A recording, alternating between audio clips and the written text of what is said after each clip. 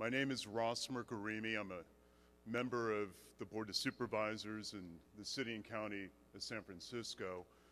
It is with great delight and honor to be here. I want to thank the Brazilian Greens and the Global Greens for their wisdom in hosting such an auspicious occasion and conference. I also would like to thank the Heinrich Boll Foundation for bringing me down here.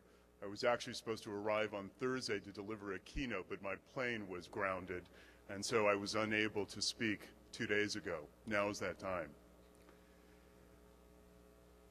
I pursued elected office in San Francisco, my first run for elected office in 2004, for the simple motivation that we cannot sleepwalk into the future. And that while as an activist and as a longtime member of the Green Party and Green Movement in the United States, while we certainly fight for change on the national level, hopefully this November will prove to be dramatic in a positive and a thoughtful green way, I fear that no matter what change may come on a national level, that really the true delivery of change, especially in the United States, is now receded more effectively to the local level, to the local government, to the municipal government. I believe that the United States and its national government has proven too weak or ineffective or frankly incompetent in order to pursue or in order to effectuate the kind of change that we would like. The reason for this is that we have now entered into a new era of titanic international strife over resources. Considering the fact that the United States comprises of 3% of the world population and that we literally consume approximately 25% of the world's resources, the debate, which is now converted into a fight over oil, over whose retention of oil and possession of oil, food security, and certainly water, is an issue that becomes of primary importance to United States interest. Just the fact that our own U.S. government was so arrogant that it would not sign the Kyoto Protocol is more than evidence that as a local elected official, it would be a complete dereliction of my own duty if we did not criticize and work to try to change our national government. But while we do our best to try to seek national change, it is on the local level, the municipal level, that we actually put those strategies forward. For example, I had no idea that when I authored the law to ban plastic bags, that we would become the first city in this hemisphere to ban what seemingly was the inconvenient and little-known plastic bag. My motivation for banning plastic bags was varied. One is because they're made out of petroleum, virgin petroleum. Two, I believe that this war that we are engaged in Iraq is not really because of weapons of mass destruction, as we all know, but it's really because of our own geopolitical interests, and of course, it's about oil. Three, I believe that it's time that municipalities quit waiting for national governments and that we begin to take the law in our own hands and quit waiting for the kind of change that will hopefully come but never does. Banning plastic bags, a law that I wrote 1 year ago, has traveled with such great velocity throughout the United States, Canada, and abroad that now other cities of our size, small and larger, are now following suit. Red and blue states in the United States, arch-conservative and liberal, are now pursuing such laws because there is that slow awakening in trying to build the relationship as to what a people can do on a local level, no matter how modest or how small the change may come, to do something to contribute to the irreversible or seemingly irreversible course that our national government is headed towards. Even Martha Stewart, who you may know, called to congratulate me on the ban of plastic bags. And I found just the whole notion that this law would have such great impact, a law that I wrote literally in 20 minutes, was not the legacy that I thought I would leave as an elected official. I thought that the kind of legacy that I shall pursue in my time in elected office is one that seeks the kind of transition from an economy and an environmental economy that is reliant on fossil fuels so that we may then convert into a renewable energy cycle.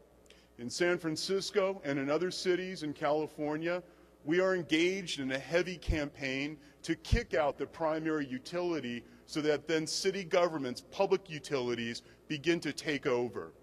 We believe that it's time now that we replace the fossil fuel-driven economy so that then our reliance is now hinged onto solar, onto wind, certainly onto the embryonic technology of tidal wave, etc. And while we are engaged in these strong electoral fights, ones that we'll probably lose because we will be outspent, the notion is that we must bolster our ability in the United States, throughout cities and states, so that we convert our energy portfolio into this particular dynamic. I believe we'll be successful. I believe that as long as we keep pushing hard in the same way that we saw with the great velocity of a small, seemingly unsexy law like banning plastic bags, this too will catch on in the wisdom of certainly where local governments feel no choice. This is why I started what is known as a peak oil commission. In local governments throughout, we were the first in the United States to start a peak oil commission, so that we would then prepare ourselves as a municipality for that possible inevitability of when oil becomes completely depleted or so cost prohibitive that we must then learn to live without the access or abundance, or certainly because of the cost of oil in itself. This will not be instigated on a national level. And while we wait, certainly for a nation like ours in the United States, to wake up to the fact of what it means to live without oil, certainly any kind of question or recourse will not occur unless it's pushed from local, municipal, or regional governments. This is not just because we want to seek more oil and find ways, and certainly to try to retrieve more oil, but it's simply because that it's time that we have to then forward the kind of legislation that I think a regional government can in seeking a renewable energy portfolio. I believe that as long as we do not seek these kind of strategies, we will engage in more wars abroad. Not only am I one of the highest elected Greens in the United States, I'm also Iranian. And I'm one of the highest elected Iranian Americans in the United States. And I can't tell you that with all the saber rattling and with the hostilities and tension that certainly are being exchanged between our nation and Iran, that leaves us on the cusp of perhaps what a new apocalypse could be, then again, it is my obligation as a local official, just as it is your obligation as a local officials and as activists in the growing green movement, that we must stand and stand strong to make sure that these misguided decisions, whether they are instigated by our nation, the United States, or by the collective misguidance of other nations who share the same views, so that they do not proceed with this particular path or this course of action.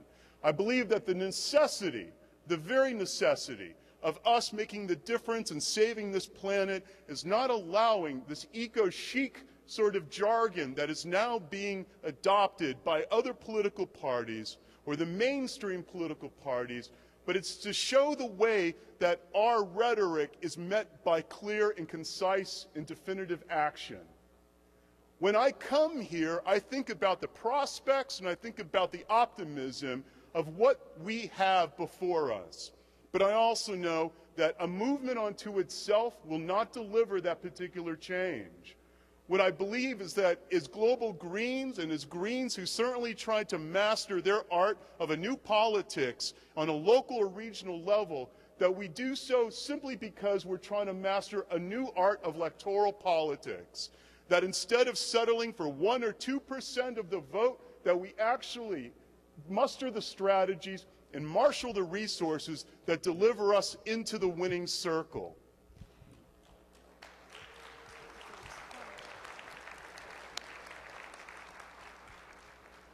Ross, could you please to conclude? I would love to. And on that concluding note, you see, if I spoke Thursday, then I wouldn't have been so revved up for today. On that concluding note, climate change, and certainly the consequences to biodiversity, is self-evident in where everything has gone wrong in climate change. I'm proud to say that in our city government, we just authored what is one of the strongest climate change bills in the United States for a local city. It's not built on rhetoric. It's built on the very, very fact that if our own city departments in the public sector does not comply with the goals of greenhouse gas reductions in increments below 1990 levels, they will suffer in their own budgets. Legislation is meaningful when teeth, sharp teeth, is instilled in the legislation. And when it comes to climate change, we cannot wait for our national government to deliver that. It must be up to us and our local government.